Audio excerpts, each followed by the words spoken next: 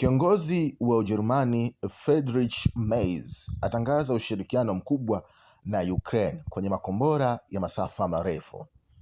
Rais wa Ukraine Volodymyr Zelensky yuko Berlin siku ya Jumatano Mei 28 na Alhamis Mei 29. Amepokelewa leo asubuhi na Kansela Friedrich Merz. Hatua kadhaa zimetangazwa mwishoni mwa mazungumzo hayo kati ya watu hao wawili. Ukraine inaendelea kuitaka Berlin kuipa makombora ya masafa marefu ya Ujerumani Taurus yanayokwenda umbali wa zaidi ya kilomita 500. Ujerumani daima imekataa, ikihofia kuongezeka kwa mvutano na Urusi.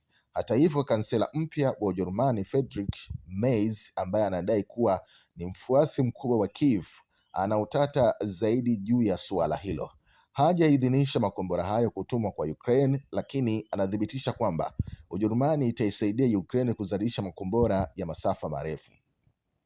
Leo tunachukua hatua ya kwanza katika ushirikiano mpya kati ya nchi zetu mbili katika utengenezaji wa silaha za masafa marefu za Ukraine kati ya Ujerumani pamoja na Ukraine.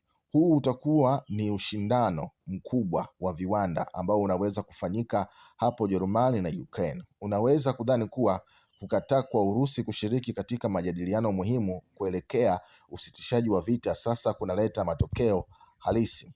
Tutaimarisha ushirikiano wetu na Ukraine. Zaidi ya yote, tutajitahidi kuandaa jeshi la Ukraine na chaguzi zake zote ili kuwapa uwezo wa kujitetea nchi yao dhidi ya Urusi na kupata mafanikio makubwa. Hili ndilo tunalolichunguza kwa kina katika mijadala yetu ya pamoja, aliongea Friedrich Merz.